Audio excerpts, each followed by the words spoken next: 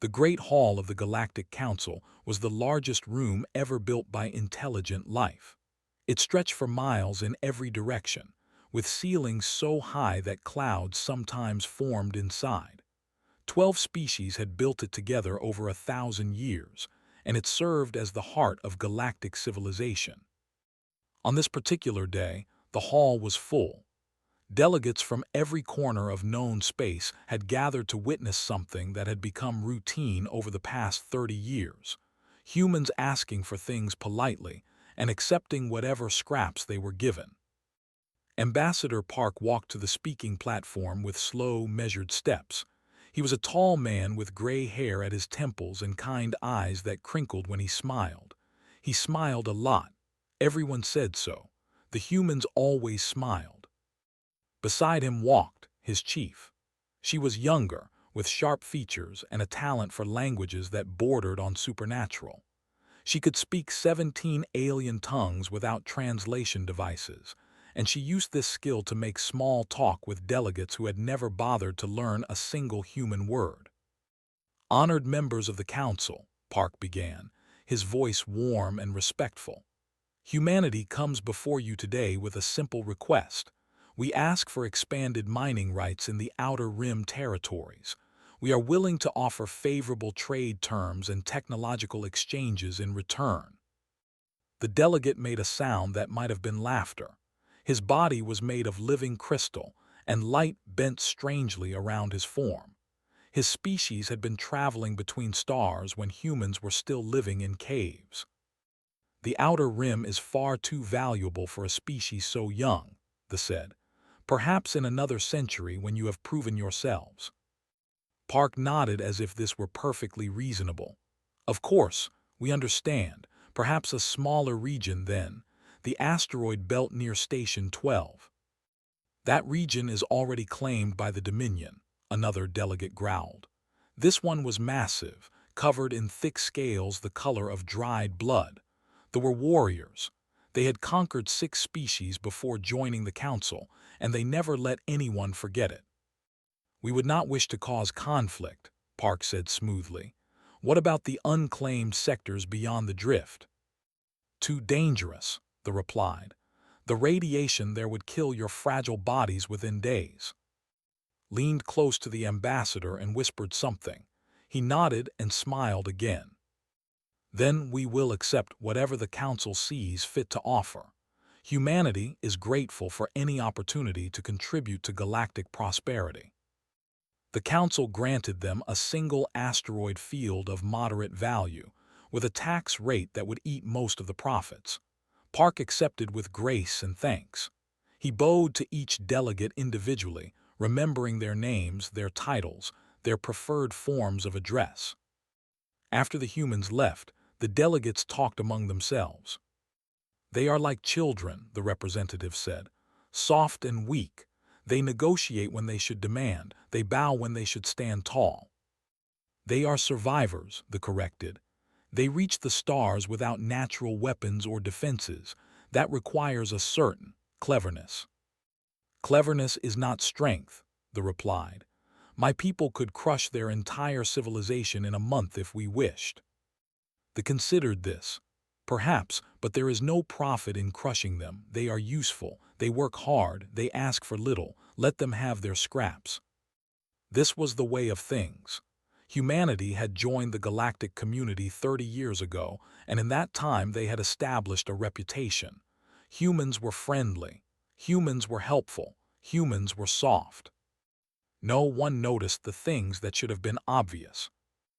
No one asked why human ships spent so much time mapping regions of space they had no rights to enter. The official explanation was scientific curiosity, and the galaxy accepted this because humans were curious. It was one of their more charming qualities. No one questioned the cultural exchange programs that sent thousands of young humans to alien worlds. They studied everything: art, philosophy, religion, history, combat traditions. They learned how different species thought, how they fought, how they feared. They took careful notes and sent them home. No one wondered why human engineers always volunteered to repair alien equipment for free. They said it was good practice. They said they wanted to learn. They smiled while they worked, and they left behind machines that functioned perfectly. They also left behind a perfect understanding of every system they touched. Park returned to the human embassy that evening. It was a modest building, far smaller than the embassies of more powerful species. The humans had not complained about this. They never complained about anything. Inside, away from alien eyes, the ambassador's smile faded. He sat down heavily in his chair and looked at. "How many more years?" he asked. "The analysts say we need at least 5 more," she replied. "Our maps are nearly complete, but we still have gaps in their psychological profiles. Especially, they are difficult to read. They think they could crush us in a month." "They are wrong." Pulled up a holographic display showing the galaxy. Red lines traced human shipping routes. Blue dots marked human exchange students.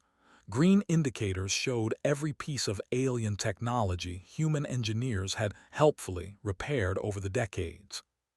The coverage was nearly total. "We know their supply lines," she said. "We know their communication networks. We know their command structures. We know how they think, how they process fear, how they respond to pressure." Park stared at the display for a long moment. "I hope we never have to use any of it." "So do I," agreed. "But if we do, they will never see us coming. They look at us and see prey. They have no idea what we really are." The ambassador stood and walked to the window. Outside, alien ships filled the sky, carrying representatives of species that thought humans were beneath them. "We are exactly what we appear to be," he said quietly. "Diplomats, teachers, traders. The fact that we could destroy them all if we needed to does not change that." "No," said, "it just means we have a choice." The stars burned cold and distant in the eternal night. The humans smiled and waited. The colony ship was called the Morning Star. It carried 3,000 souls across the black emptiness between worlds. There were families aboard, children, elderly people who had saved their entire lives for a chance to see a new world before they died. Captain had commanded the vessel for 12 years. She was a careful woman who triple-checked her navigation charts and followed every safety regulation. She had never lost a passenger. She had never even had a serious accident. On the day her ship died, she was drinking tea in her quarters and reading a letter from her daughter back on Earth. The Morning Star had strayed into disputed space. The navigation error was small, just a few thousand kilometers, the kind of mistake that happened sometimes during long voyages. Protocol said she should have been warned. Protocol said she should have been given a chance to correct course. They did not follow protocol. Warlord commanded the battle cruiser that found the Morning Star. He was old for his species, covered in scars from 100 battles. He had killed thousands of enemies in personal combat. He had never known defeat. When his sensors detected the human ship, he felt only contempt. Humans were soft. Everyone knew this. They negotiated when they should fight. They begged when they should resist. He did not warn them. He did not give them a chance to surrender. His weapons tore the Morning Star apart in less than 30 seconds. 3,000 humans died in the cold vacuum of space. Some were incinerated instantly. Others had a few terrible moments of consciousness as the air left their lungs and the cold claimed them. Children reached for parents who could not save them. Lovers held each other as darkness took them. Captain had time for one final thought. Her daughter would never receive her letter. Broadcast his triumph across the galaxy. His face filled screens on 1,000 worlds as he spoke his message of contempt. "Let this be a lesson to the soft bloods," he declared. "The stars belong to the strong. Humanity has no place among true warriors. They are prey, and prey should know their place." The galaxy waited for the human response. They expected tears. The humans were emotional, everyone knew. They cried at sad stories. They cried at beautiful sunsets. Surely they would cry now and plead for the council to intervene, and accept whatever justice the stronger species decided to grant them. For 3 days, nothing happened. Every human ambassador went silent. Every human trader stopped responding to communications. Every human ship turned around and headed home. The silence spread like a wave across the galaxy, touching every station and outpost where humans lived and worked. The silence was complete. They laughed at first. They said the humans were hiding. They said the soft bloods were too scared to even speak. But as the days passed, the laughter faded. There was something unsettling about the silence, something wrong. On the fourth day, every communication device in the galaxy activated at the same time. Every screen showed the same image: Ambassador Park sitting alone in a simple chair. His hands were folded in his lap. His face was calm. He was not smiling. "People of the galaxy," he began, and his voice was different now. The warmth was gone. The kindness had vanished like morning frost under a harsh sun.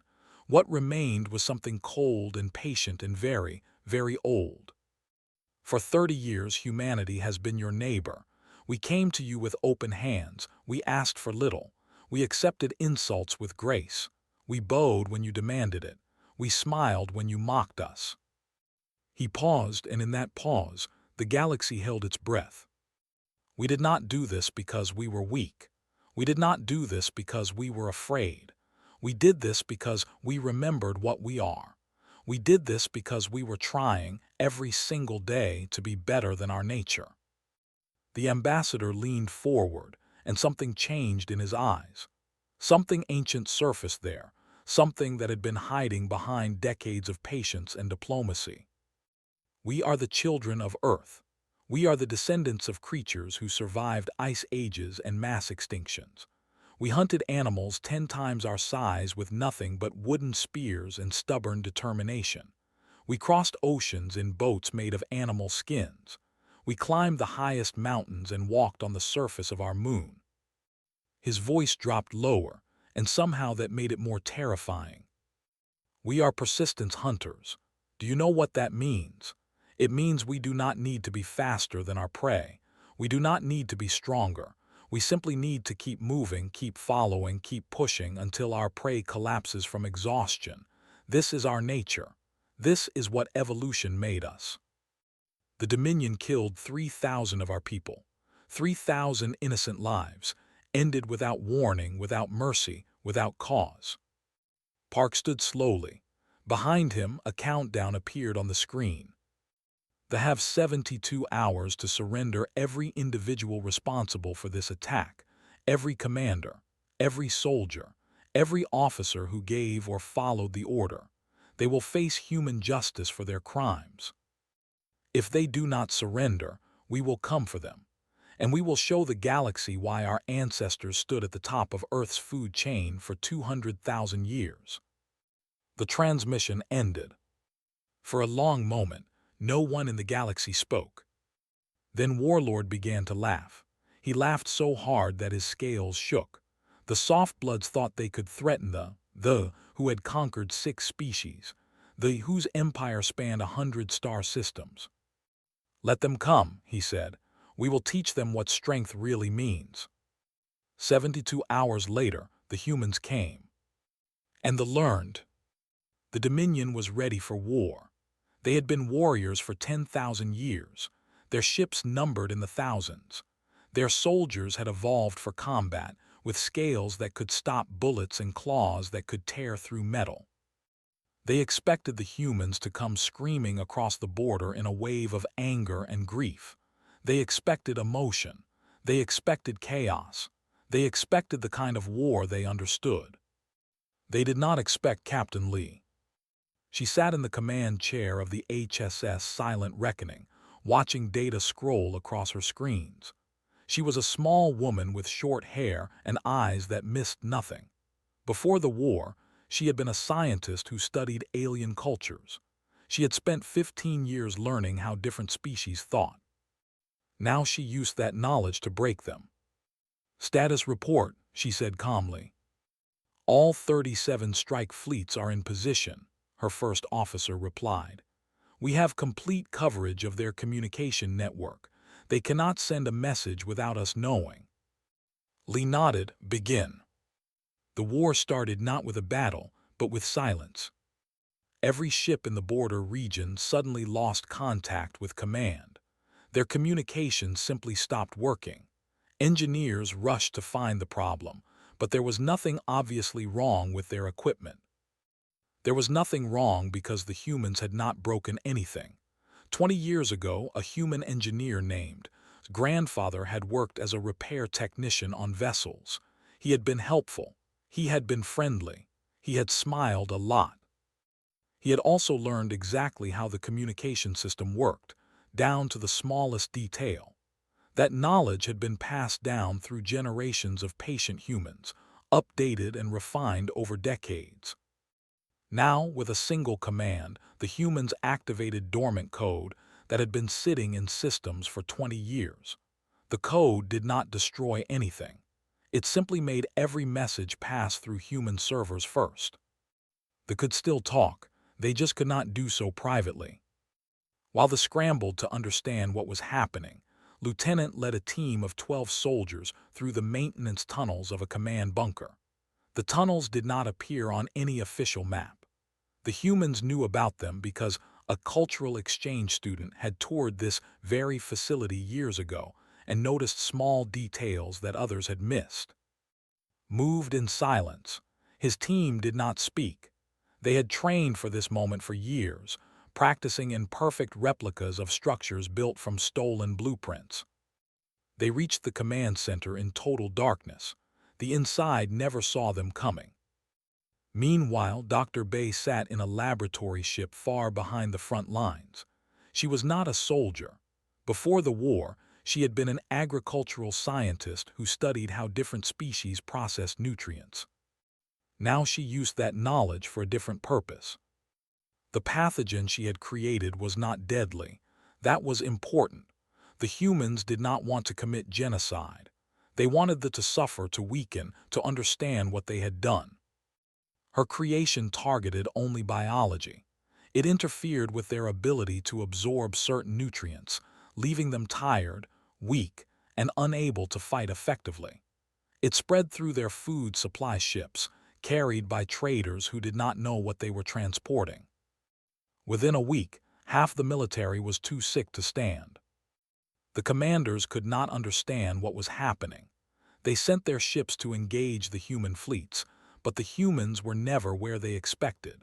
Human vessels appeared from nowhere, struck at vulnerable targets, and vanished before reinforcements could arrive. It was not a war, it was a hunt. The humans fought the way their ancestors had fought on the plains of Africa millions of years ago. They did not need to be stronger than their enemy. They did not need to be faster. They simply needed to keep pushing, keep striking, keep wearing down their prey until it could no longer run. Warlord watched his empire crumble around him. Every day brought news of another defeat, another lost system, another commander who had simply vanished. His soldiers were sick. His communications were compromised. His strategies were meaningless because the humans always seemed to know what he would do before he did it. How, he demanded of his advisors, how are they doing this? None of them had an answer. The truth was simple but terrifying. For 30 years the humans had been watching, learning, preparing. Every trade deal, every cultural exchange, every friendly conversation had been gathering intelligence. The humans knew the better than they knew themselves. On the 12th day of the war, human forces captured the first of the officers responsible for the Morning Star massacre. He was a minor commander, barely worth noticing in the grand scheme of things. But the humans noticed. The humans remembered every name. They did not torture him. They did not execute him on the spot. They put him on trial with evidence carefully gathered and presented. They gave him a lawyer. They let him speak in his own defense. Then they found him guilty and sentenced him to life in prison. The galaxy watched in confusion. This was not how wars were fought. Where was the brutality? Where was the revenge? The humans were not interested in revenge. They were interested in justice. There was a difference, and that difference terrified the galaxy more than any amount of violence could have. By the 17th day, the Dominion was broken. Not destroyed. The humans had been very careful about that. They had not bombarded cities or slaughtered civilians. They had simply dismantled the military and political structures that had allowed the massacre to happen. Warlord surrendered on a cold morning, standing before Captain Lee with his weapons at his feet. He had expected to die in battle. He had expected glory and honor. Instead, he faced a small human woman who looked at him with something worse than hatred. She looked at him with disappointment. "You could have been better," she said quietly. "You chose not to be." She turned and walked away, leaving him to human justice. The hunt was over. The Great Hall of the Galactic Council had never been so quiet. Delegates from every species sat in their places, but no one spoke. No one moved. They were all watching the single human who stood on the speaking platform. Looked tired. There were dark circles under her eyes, and her usually perfect hair was slightly out of place. She had not slept more than a few hours in the past 17 days. None of the humans had. But she stood straight and tall, and her voice did not shake. "You called us here to explain ourselves," she said. "You want to understand how we defeated the Dominion so quickly. You want to know what we are." She paused and looked around the hall, meeting the eyes of delegates who had mocked humanity for 3 decades. "Very well, I will show you." She activated the holographic display behind her. Images appeared in the air, terrible images that most humans never saw. Wars that had consumed entire continents. Weapons that could destroy cities in a single flash of light. Mass graves, burning forests, poisoned oceans. "This is what we are," said. "This is what we did to ourselves and our world before we ever left Earth. We killed billions of our own kind. We nearly destroyed the only home we had ever known." The delegates shifted uncomfortably. They had known humans were violent. Every species had its dark chapters, but this was different. This was industrial. This was systematic. "You looked at us and saw soft creatures who smiled and negotiated and accepted whatever scraps you offered," continued. "You thought our kindness was weakness. You thought our patience was fear." She shook her head slowly. "Our kindness is a choice we make every single day.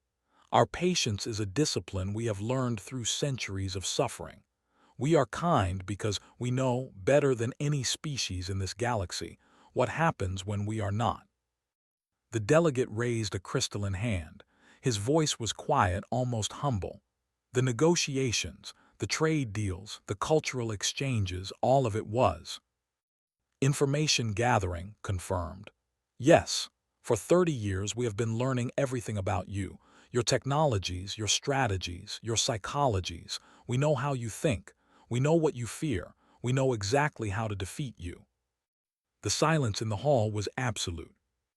"But we never wanted to use that knowledge," she said, and there was genuine sadness in her voice. "We hoped we would never need to. We wanted to be your partners, your allies, your friends.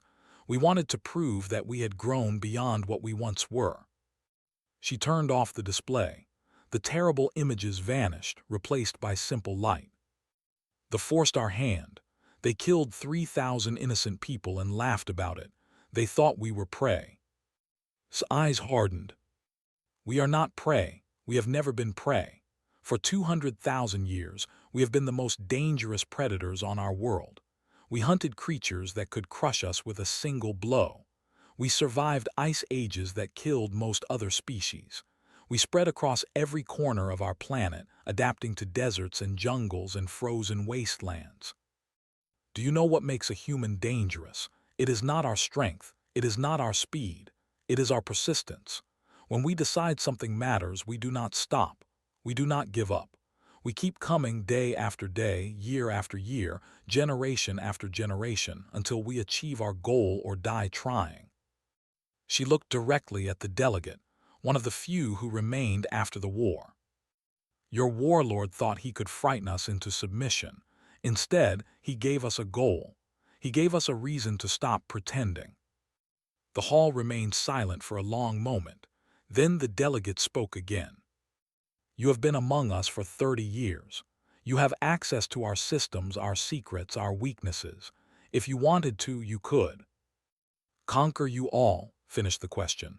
Yes, probably. We have had decades to prepare. We know things about your species that even you do not know. Several delegates made sounds of fear or anger. But we will not, said firmly. That is the point. That is what you need to understand. We are predators. We are dangerous. We are capable of terrible things.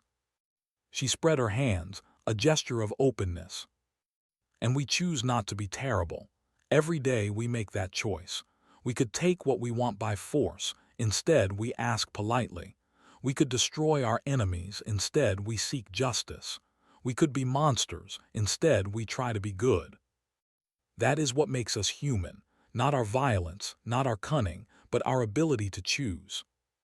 She stepped back from the speaking platform. They killed our people. We defeated them in 17 days, and then we stopped. We did not burn their cities. We did not slaughter their children. We captured the guilty and put them on trial. We are apex predators who have learned to be diplomats, but never forget what lies beneath the surface. Never mistake our kindness for weakness, and never, ever threaten our people again. Bowed once, as she had always done, and walked out of the great hall. The delegates sat in silence for a long time after she left. They had thought they understood humans. They had thought they were dealing with a young, weak, harmless species. They had been wrong about everything. The delegate made a note in his private records. His crystalline hands trembled as he wrote. The humans are not what we believed. They are predators who have chosen to wear the masks of diplomats. The masks are real. The kindness is genuine, but beneath it all the predator waits, patient, watchful, ready. We would be wise to never give them a reason to take off the mask again. 5 years had passed since the war. The galaxy had changed in ways both obvious and subtle. Old certainties had crumbled. New relationships had formed, and humanity had finally found its true place among the stars. Ambassador Park still served at the Galactic Council. He still smiled. He still bowed. He still spoke with warmth and kindness to every delegate he met. But now, when he entered the Great Hall, delegates noticed the way he moved. There was a grace to him that they had missed before, a relaxed confidence that came from having nothing to prove. He walked like a predator who had made peace with his nature. The council treated humanity differently now. Trade deals were fair. Mining rights were reasonable. Cultural exchanges went both ways, with alien scholars eager to study human history and psychology. Some species had reacted to the revelation with fear. They kept their distance from humans, spoke to them only when necessary, and watched them with nervous eyes. They saw monsters pretending to be friendly and could not understand why the monsters did not attack. Others drew closer. They recognized something remarkable in humanity, a species that could conquer but chose to cooperate, a species that could destroy but chose to build, a species that had looked at its own terrible nature and decided to be better. Captain Lee had been promoted after the war. She now commanded the Human Expeditionary Fleet, a force designed not for conquest but for protection. When threats emerged, when innocent worlds faced danger, her ships were there. Her reputation spread across the galaxy. Conflicts often resolved themselves when word came that the silent reckoning was approaching. No one wanted to face the small woman with calm eyes who had broken thee in 17 days. But Lee spent most of her time on relief missions, delivering supplies to worlds struck by natural disasters, evacuating populations from dying planets, protecting refugee convoys from pirates. She was a warrior who had grown tired of war. We proved we could destroy, she told her officers once. Now we prove we can protect. That is the harder task. Dr. Bay had returned to her first love, science, but her work had changed. She no longer studied ways to harm alien biology. Instead, she developed medicines that worked across species barriers. She created crops that could grow on 100 different worlds. She dedicated her life to healing. When she gave lectures, students came from every corner of the galaxy to listen.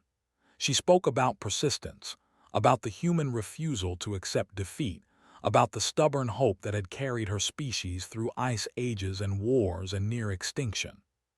"We are hunters," she said in her most famous lecture.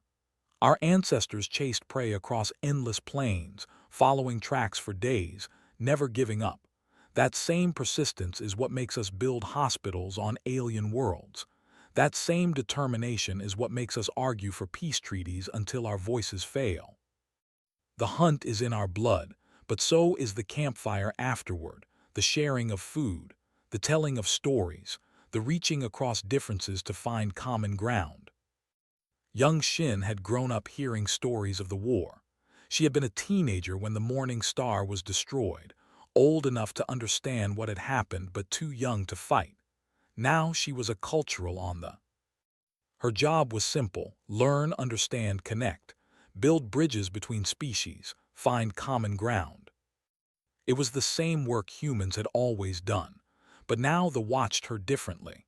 They saw her smile and wondered what lay beneath. They watched her take notes and imagined what vulnerabilities she might be recording. Shin understood their fear. She did not blame them for it. "Yes, I am gathering information," she told a colleague one day. "I am learning about your culture, your history, your values, but not to use against you, to understand you, to find ways we can work together." They looked at her with ancient crystalline eyes. "How do we know that is true?" "You do not," Shin admitted. "You cannot. All you can do is watch what we do and judge us by our actions." She smiled, and for once they did not see a predator hiding behind a mask. He saw a young woman who genuinely wanted to be friends. "We could have conquered you," she said. "All of you. We had 30 years to prepare. We knew your weaknesses. We had weapons and strategies you could not imagine. But we did not. We asked for fair treatment instead. We built partnerships instead of empires. We chose diplomacy over domination. That choice is who we are, not the predator hiding inside, not the violence in our history, but the choice we make every single day to be better." The years continued to pass. Humanity grew stronger, wealthier, more influential. They could have used that power to dominate. They could have become the tyrants that so many species feared. Instead, they became something else: protectors, teachers, partners. They remembered the Morning Star and honored the dead by building a galaxy worth living in. Park retired eventually. He spent his final years writing a book about his experiences. The last chapter was called The Choice.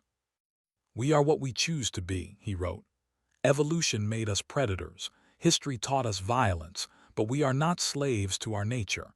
Every moment, every day, we can choose kindness over cruelty, cooperation over conquest, hope over fear." The galaxy learned to fear us during the war. They saw what we could do when pushed too far. But I hope, in time, they will learn something more important. They will learn that the truly dangerous creature is not the one who cannot control its nature. It is the one who can. We are apex predators who have chosen to be diplomats. And that choice, made fresh every morning, is the most human thing about us. The galaxy was never entirely comfortable around humans again. There was always that edge, that awareness that something ancient and primal lurked behind the friendly smiles. But they also slept a little easier knowing that humanity had pointed that predatory focus outward, toward exploration, toward protection, toward building something worthy of the stars. The day the galaxy understood that humans were apex predators, masquerading as diplomats, was the day everything changed. Not because humanity had revealed its true nature, but because they had shown that nature could be transcended. And in that revelation, the galaxy found something it had never expected to find in the eyes of a predator: hope.